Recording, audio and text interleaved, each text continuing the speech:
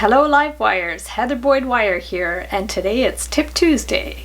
So when I was looking for square-shaped forms when I was making the fidget ring, I came across these square tubes that are used for model building.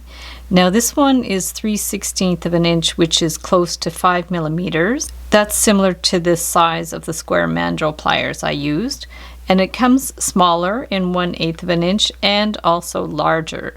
This is reminiscent of the tutorial I did for the Weber's square pliers. I'll link that up below. I'm going to take the 3/16 inch square tube and some 20 gauge tarnish resistant brass wire, and I'm just going to wind it around a few times. So we're just going to keep winding it around so it makes a bunch of squares.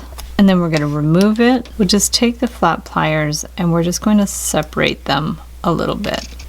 Pull them out, bring this across, and bring that one across. You can bend that one and it's going to look a bit like a flower. So then you can take your ring mandrel. If you don't have one, you can use a marker. Hold it on here and wind this one around a few times. Hold that here and bring it around. If you want it 2 or 3 times, depending on how wide you want the band. Wind it on a smaller size because it always bounces back up a little bit. And then from here, we can just take the round pliers, start our bend a little bit around, bend it up, bend it back a little bit. If this is too long, we can clip it.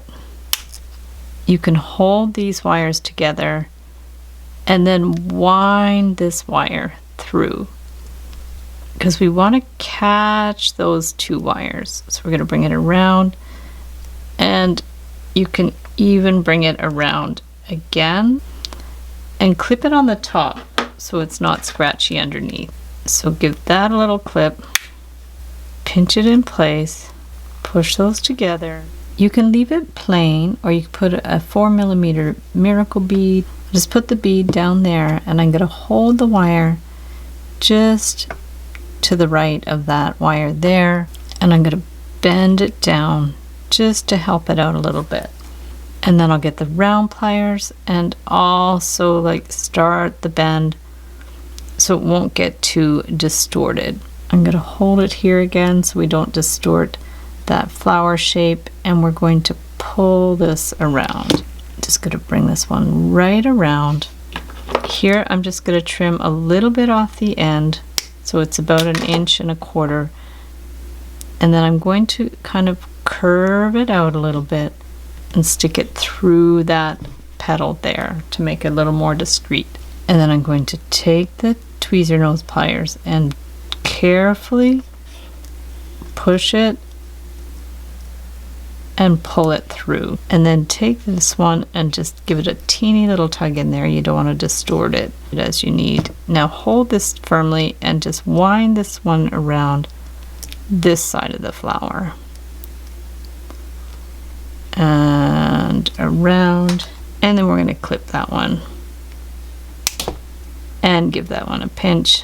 You can put it back on the ring cone. Here you're going to want to adjust it so this is more centered. This is a very tricky ring to adjust. And there you have your flower ring with the square petals.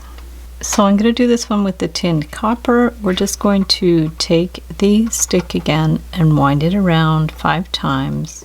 And then we're going to remove it.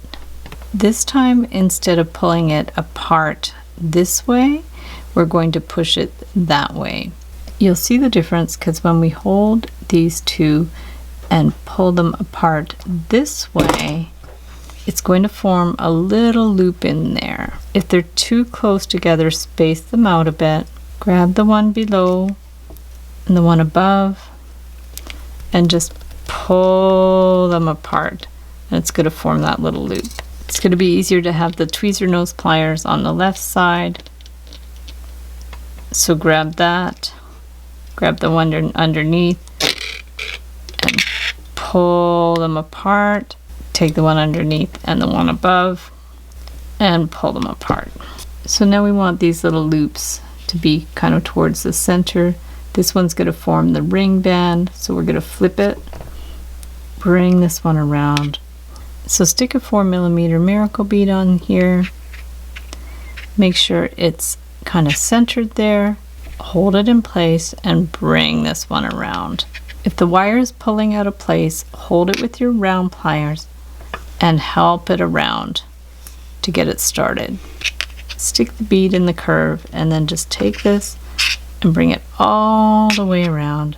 Clip it flush underneath, pinch it in so it's hidden underneath. So from here you can turn it into a ring or cut it shorter and make an earring.